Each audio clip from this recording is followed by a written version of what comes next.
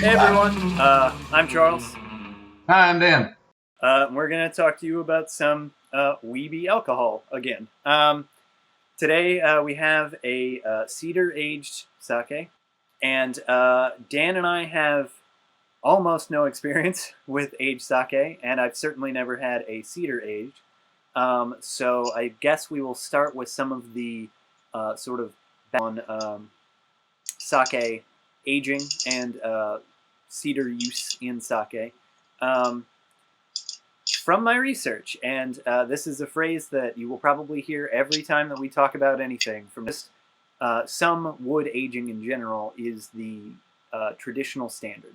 It was generally produced and then put into a wooden container for transport and for use.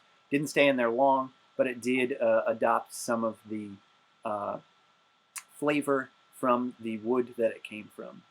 And so this is one of the few that you will still find this way. Most sake that you can find, particularly in the United States, is not aged in wood or aged at all. Unlike a liquor or something that is aged for longer, sake is only aged for a few weeks because it will be way too strong if it is aged for longer. So this is aged for about 2 weeks and then bottled. And if it stayed in longer, or if it went into transport overseas for United States sale, it would taste way too much like cedar, and no one wants that. Pop this open. Dan, do you have any initial thoughts before we pop her open? I'm way ahead of you. It's already open. Let's do this. Have you tried it yet? I have not. This is the first time I just cracked the seal on her. Closest thing that I've come to with sake and cedar is drinking sake out of a cedar box, which is a pretty common thing over in Japan, apparently. Pour the sake into a glass, and then the cedar box around the outside of it catches all the extra sake that you pour in, so then you got your first drink, and then you got your second drink out of the cedar box. Let's see if it tastes anything like being poured into it, kind of like you would with the LaCroix, versus, I don't know, being infused in it for a while. Unlike the bottle, which makes me assume that the sake will taste like Mountain Dew, like the true gamer girl that I am. The sake itself is very clear. It has a little bit of haze, but it is much clearer than I guess I anticipated for something that has been aged. That's really clear. Mm-hmm. All right, you sniff. I can maybe smell a little bit of wood, but it is not nearly as strong as I expected, on the nose at least. Yeah, very clean. I don't really get as much of the cedar. We have both had this sitting around for a few weeks, so I'm excited to try it. Let's get to it. Cheers, good buddy.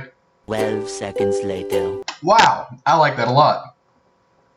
That is good. It's crisp like I like. It's got the fruity elements to it, but it has a pepper and a spice to it, like immediately. I think it's like a yellow or green pepper.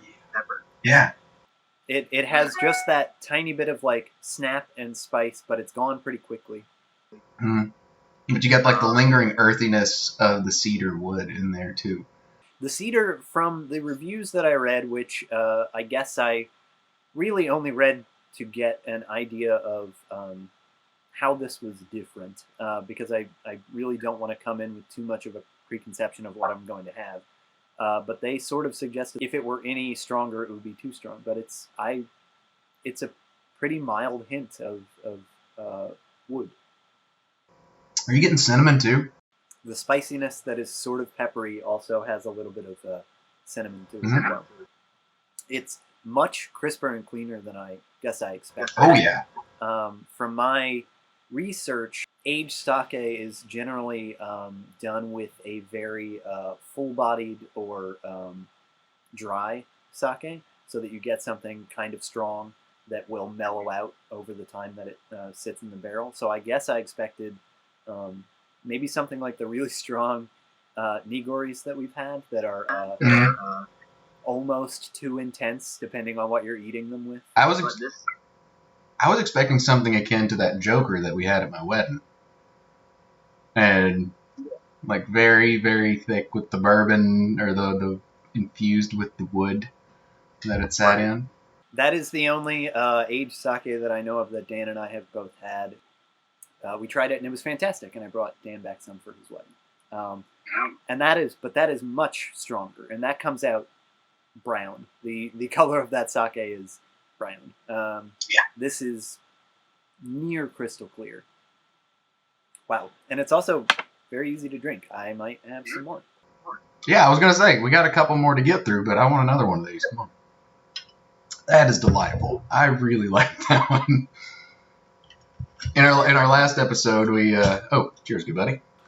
See if I can show how clear that is. Cheers. In our last one, we tried really hard not to oversell how good we thought the previous sake was, the one from the documentary, and that one was fantastic. Easily one of the better sakes that I've had. This one is going to be up there too because it's unique. It's interesting, and like a lot of the times with something that's been matured in a type of wood, you can if it goes too far, it can almost come across as perfumey more than anything. But this one, it enhances it. It makes it so much. It gives it a good complexity, and that cinnamon kick is really unique. I also feel a little bit more comfortable.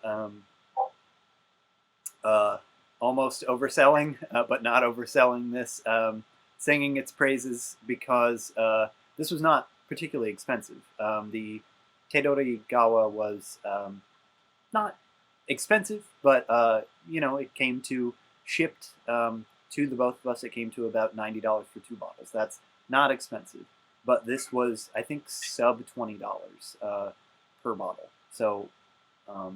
This could easily be a pleasant night and a rough morning if you weren't careful. Dan and I have not physically seen each other in months due to COVID, but we realized that we hadn't seen anyone else either. But I had forgotten the traditional pouring for another person. You don't pour your own sake. And I've gotten so used to doing it for myself for the past few months that when Dan poured it for me, it was oddly touching and emotional. And that is, I guess, something that is worth mentioning in an early episode of this show. If you are with other people, not drinking alone, don't drink alone. And pour it for other people, and they will do the same for you. Oh yeah, it's meant for sharing. Better with friends. I had to get another one because this is that good.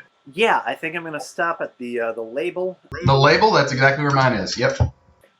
Or else I will struggle to get through another episode. Yep.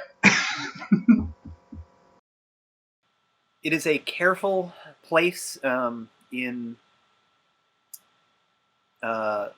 drinking like this and critically drinking that you have to sometimes realize it's very good. You should stop and think about it more. And I think mindfulness is something that I've been working on a lot. It's very important. Dan and I were discussing before this episode started how we are pacing ourselves. And one way that I've been doing it is chocolate and small snacks. In between each of my drinks, normally if I'm drinking by myself, I try to pace with something to remind myself to consider what I'm eating and what I'm drinking. So mine, my snacks as my palate cleanser on this one, don't laugh. Actually, laugh if you want. I don't care. I'm not your boss. Goldfish. It's a snack that smiles back. We're not sponsored by Goldfish. Goldfish sponsor me. I love you. See, I like them. I like them because they're not overpoweringly flavorful. It's like eating a cracker, just a little bit better, and then they kind of get the previous flavors out of your mouth really quick, so you can go on to the next ones. I think that's the benefit to sake and to a degree shochu is they are very good palate cleansers. So it's interesting to have to find a palate cleanser for something that already is cleansing your palate. What do you think? Food-wise, this would go well with. Oh man, food-wise, obviously fish and sushi. I can't think of anything that it wouldn't go well with. No. Because it's just so clean and crisp, but it also has that little bit of spice. I would probably stay away from it as a dessert sake and having afterwards, because it does have that kind of cinnamony element, and if you're not having something that's cinnamon already, then that kind of just, could mix pretty weirdly. But I feel like anything with a dark sauce or grill marks would probably go pretty well with this. oh yeah, if you were to put like maybe some grilled cedar plank salmon, that plus this with the cedar in there, just a little bit of subtlety would be fantastic. I could even see if I could spare from drinking it just by itself, including that in some of the sauce that you're preparing with it. Could go really well. Well, final thoughts? Final thoughts, I would say this is a definite buy and purchase. I enjoyed it quite a bit, and I would recommend that other people do the same. For the rest of y'all, the name of it, one more time. This is the Kiku Masamune, and it's a Taru sake. Taru just means like barrel-aged, or barrel. I guess the aged is implied. What are your thoughts? Sorry, I said that wrong. What are your thoughts? I like it a lot. Thanks, Morgana. Yeah, I like it a lot. I will absolutely purchase it again. This was another purchase that we got through Sake, who I cannot thank enough for how easy they've been to deal with. They have a great selection, very good prices, especially compared to DC. I know that one of these sakes is available here in DC, but it is so much more expensive here that I can get it shipped to my door for the same price as going to the store to buy it. So if I buy more than one bottle of anything, it's already less expensive than me going downtown. So thank you very much for stopping in. I'm Charles. And I'm Dan. You can find us on social media, again, down there, and we will see you next time. Oh shit! Yeah, Troy and Abed. There you go. Okay.